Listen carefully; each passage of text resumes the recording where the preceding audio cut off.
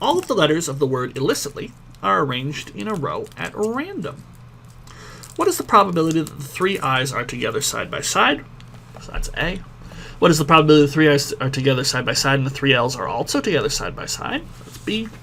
And C, what is the probability that the three i's and the three l's are arranged in 6 consecutive positions, but it doesn't have to be I, L, L, L, or something like that. It could be I, L, L, I, L, I, for example.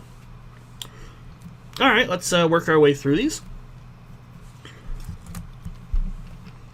So for A part here, the probability I want, well, I've got to do two counting problems. So the number of ways with the three i's together over just the number of possible ways to arrange. Now it's illicitly. So that is, is that spelled right?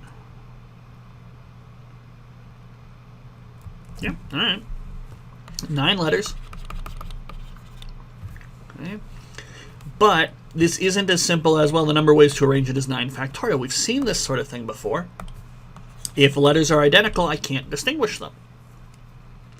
Okay. So instead, imagine your 9-letter word that you're going to make. What you need to do is say, all right, I'm going to group some of these together, and these ones are going to be in the I group. And I'll group 3 more of them, and they'll be in the L group. So they'll get turned into L's. And then I'll need 1 group for the C's, and 1 group for the T's. So view an arrangement question with duplicated letters as a grouping problem. So number of ways to arrange the letters, 9 places. Choose 3 for the I group, 3 for the L group, 1 for the C group, 1 for the T group, and 1 for the Y group. Or, if you wanted to, you could write it out as 9 factorial over 3 factorial, 3 factorial, 1 factorial, 1 factorial, 1 factorial. And no one writes the 1 factorials.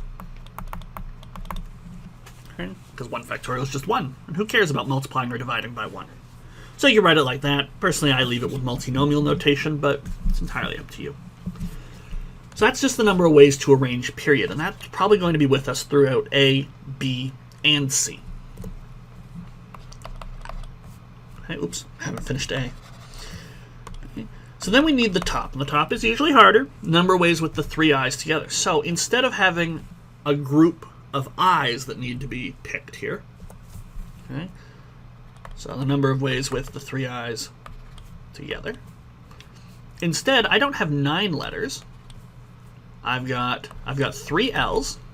I've got 1 C, 1 T, 1 Y, and then I have 1 super group with all my i's together. And there's only one way to make it, just put all the i's together. So that gives me a total of 7 letters now to arrange.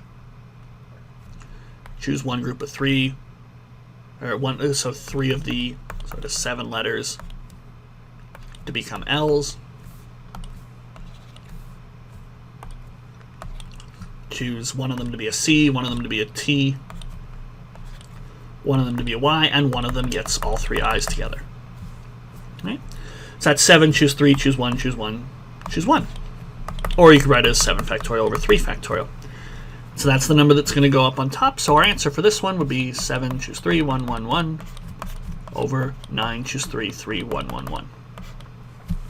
Right? So that's how A would go down. B, almost the same story. Same denominator, but now I've got 1 group of 3 i's, 1 group of all 3 L's, 1 group of C's, 1 group of T's, or a group of 1 C, a group of 1 T, a group of 1 Y. So that's 5 letters, and I need to choose one of the 5 potential letters to be my group of L's, one of them to be my 3 i's in a row, one of them to be a C, one of them to be a T, one of them to be... So you could write it like that, or if you wanted to, you could simplify it just to 5 factorial. Okay, but that's the number of ways to arrange the letters of illicitly with all 3 i's together and all 3 l's together. We force them together. So our probability here will be, we could keep it with the multinomials if we wanted to. Okay, and that's our answer for B. C now gets a little more challenging.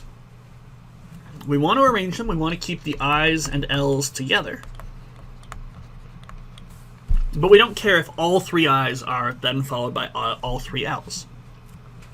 So how are we going to count this? How is this going to work out for our probability? So first, put all the I's and L's together as one, let's say, super letter. Okay. So how am I going to make my super letter of 6 letters all combined together? Well, I've got 6. I need to choose 3 of them to be I's and 3 of them to be L's. So 6, choose 3 for, which of these are going to be the I's, choose 3 to be the L's. Except if you'll recall, we never write that. It's just 6, choose 3. I'm making my super letter. I just need to pick where the I's are going to go. The L's will have to fill in the blanks. So there's 6 choose 3 ways to actually put the I's and the L's together. Once I've got that, how do I arrange my letters? Well, I've got a group of 1.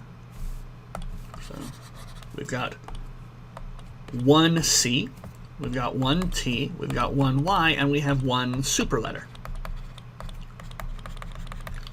We have all the I's and all the L's together. How many ways are there to arrange those?